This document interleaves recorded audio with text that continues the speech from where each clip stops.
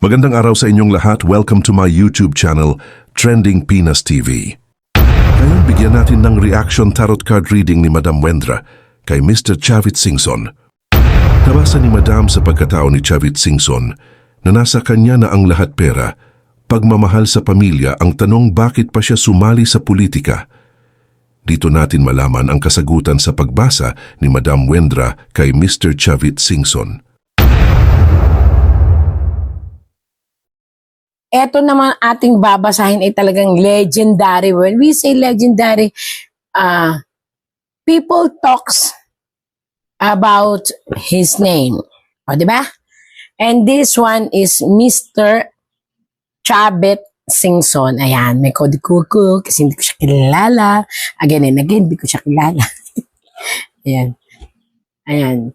Singson is a prominent political and business man here in the Philippines. Actually, naging governor siya na ang tawag natin sa kanya is Chavit Singson. Tapos, kilalang kilala siya as in philanthropist and maraming dinidikit sa name niya. So, babasahan natin siya. Ipakita mo tarot sa akin kung ano ang katotohanan. And to Mr. Singson, Chavit Singson. Ayan. Yan. Pakita mo sa akin. Oh. Wow. Actually, si Mr. Chavit Singson is, everything was in his hand. Ibig sabihin, kumpleto na siya eh. Okay na siya.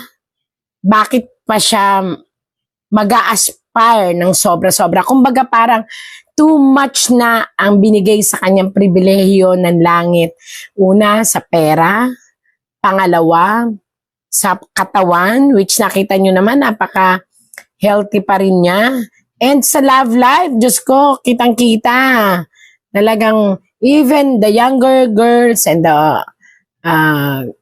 even the girl, the younger, the old one, or whatsoever is, nagmamahal naman sa kanya at minamahal din siya.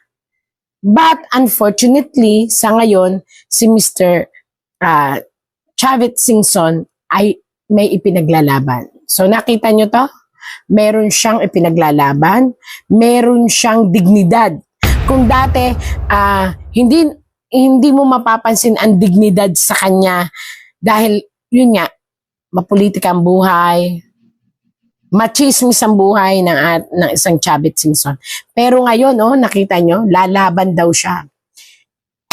Nasamid ako dun sa lalaban. Alam niyo kung bakit?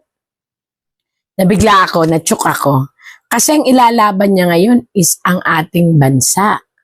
So, kung may katipunero tayo na lumalabas na mga kabataan, siya naman ay isang prominenteng monarch people na lalaban para sa ipinaglalaban ng bansa kung saan ayaw na niya ng, naku, ito na naman, politika ito, ayaw na niya ng sitwasyon, ayaw na niya ng pamumuno.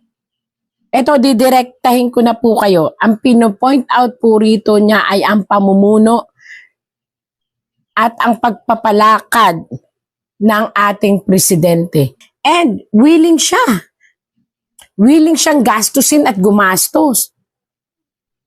Kasi para sa kanya is, ano ba ang buhay?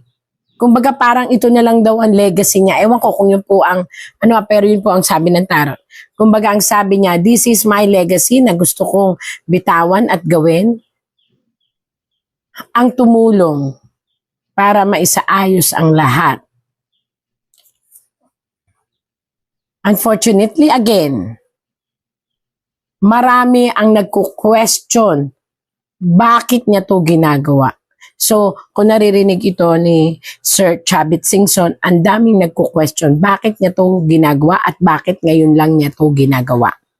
Tanging siya lang po ang makakasagot niyan. Pero dito, ayon dito sa tarot, ang sabi niya, it's time for me to help the Filipino people. Alam niya kung ano ang sinasabi ng puso ng masa. Alam niya rin ang pangangailangan ng kagipitan ng masa o ng mga Pilipino. At alam niya kung ano ang kinahihinatnan ngayon ng ating gobyerno. So, at bukod doon, gusto niya talaga ng buhay niya, pera niya, na parang pagbabalik utang na loob sa inang bayan. Kung ano man yun, eto, gusto niyang tumulong talaga. So, yung mga kumu-question po, ito na yung sagot. Sana naman. We need people na may puso. Maaring dati hindi natin nakita yun sa kanya kasi nga parang kinatatakutan natin siya eh. Parang alam mo yun, pero people don't know. Ang isang Chavit Singson pala ay naghahangad din ng katotohanan.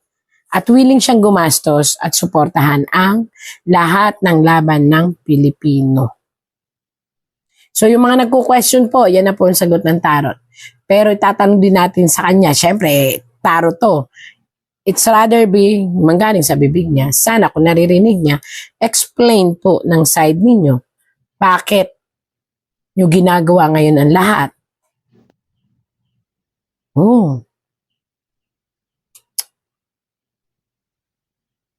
Ito ay isang partisyon ng kanyang sarili. Parang gusto niyang sabihin na napaka-blessed niya, yon. Kaya nakabaliktad na part of heart ito at pagkatao ni Mr. Chavit Singson. Oo, sabi niya, oh, napapalibutan ako at palumutian ng mga material na bagay, mahal at hindi. Kumbaga sa kanya is sobra na siya sa yaman. Yun ha, sinasabi din ng tarot. But eventually, may puso naman daw siya. So, nakikita niya siguro na parang di kasi siya naniniwala na ang ating, eto na, didiretsuhin ko kayo, dito, hindi siya naniniwala na walang kinalaman ang pinuno o nangangalaga sa bansa o ang presidente. Hindi siya naniniwala na walang kinalaman ng presidente sa lahat ng nangyayaring kahirapan ng Pilipinas. Yun na po ang pinaka-main definition nun. At matapang po siya. Sabi nga, parang suicidal siya. Sasabihin niya lahat ng gusto niya, sasabihin lahat ng alam niya dahil ang feeling niya, dito na eto na yung time para ipakita ko sa madlang people na ako ay makabayan and willing to die din.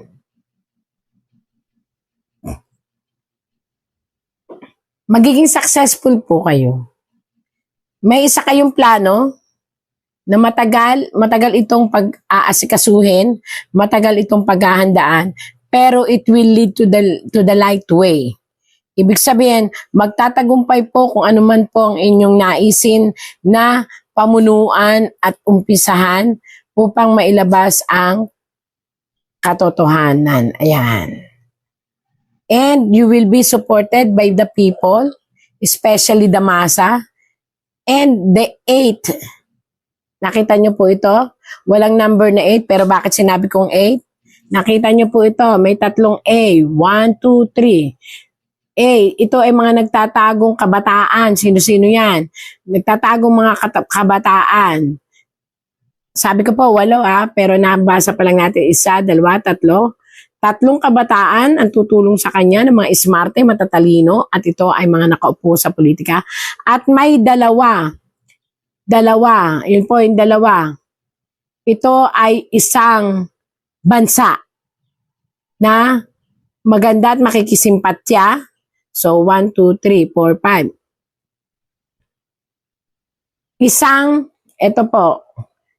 Isang mga dating hindi naniniwala sa lahat ng sitwasyon at sunod-sunuran ang biglang magsusulputan.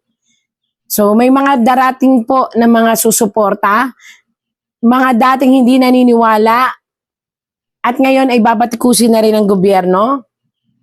Ito po yung napakarami. So bukod po dun sa sinasabi kong 8, kasama na po dun si Chavit Singson sa 8. Tapos 3 matatalinong mga nakaupong kabataan. Bukod pa po doon sa 2 malaking bansa. Maaaring ito bansa or tao na malaking impluwensya, 'yon. And ito pong isa nagre-represent siya ng may parang papel. Yung mga dating nagperma sa kung ano man pinermahan, ito ho ang linaw baka sabihin niyo may gumagawa-gawa ako ito. Nakita nyo, may isang papel na nilagak sa isang unit o sa isang gobyerno, sangay ng gobyerno. Yan. Na pinapermahan. Ngayon ay babaliktad na ang iba. Hindi ko alam kung ano yun. Lahat ng pumerma dito sa sangay na to ay babaliktad dahil maiipit sila sa dulo at napapansin nila na nagkaroon talaga ng maling interpretasyon. Yun po ang sabi ng baraha. Isang mga grupo na dating pumerma sa anumang pinaperma ng gobyerno para sa isang kaso noon ng isang tao ang biglang magbabaliktaran at magtutulong-tulungan upang hindi mamatay ang case of corruption at mailabas ang katotohanan sa madlang people upang malinis din ang kanilang mga pangalan. Yun po. And this will be a very, very big issue in 2026 hanggang 2027 hanggang 2028. At magmamark ng napakalaking pangalan ang mga taong tutulong kay Sir Chavit Singson. At mismo si Sir Chavit Singson ay magiging mark to the history dahil sa gagawin niyang tulong upang magsama-sama ang lahat. Di ko po alam kung ano yung magsasama-sama ang lahat, pero gagamit po talaga siya ng pera, ng kanyang power para suportahang hindi mamatay ang issue of corruption. And hihiling din siya ng isang malawakang suporta sa mamamayang Pilipino. Hindi ko po alam kung ano yon. Pero pakaingatan ng kalusugan, although kayo naman ay physically fit, may kaunting tama ang kolesterol at ang puso, pero kayang-kaya. Kayang-kaya kasi baka pagalitan ako ni Sir Chavit Singson. Hindi ko alam. May something power po sa inyong katawan. You are being blessed by a power, which is, I don't know kung it was given by a shaman or anybody na may kaalaman at ipinainom sa inyong katawan. And this is, you have also a power inside in your katawan. Sorry po lumabas hindi ko po alam kung ano po yan. Again and again, para sa inyong lahat, napakalawak po ng mangyayari dito sa pangalan ni Sir Chavit Singson. Di ko alam kung bakit lumabas dito na magpo-form siya ng history. Gagawa siya ng isang gawain na mapafocus sa history. Hindi ko po alam yun. Na ito ay hihingi niya ang tulong ng buong sambayan ng Pilipino. So, kung ano man po yun, ito po again and again, hindi ko kilala ang mga taong tinatarot ko. No politically drama or issue. Binabasa ko lang po ang tarot.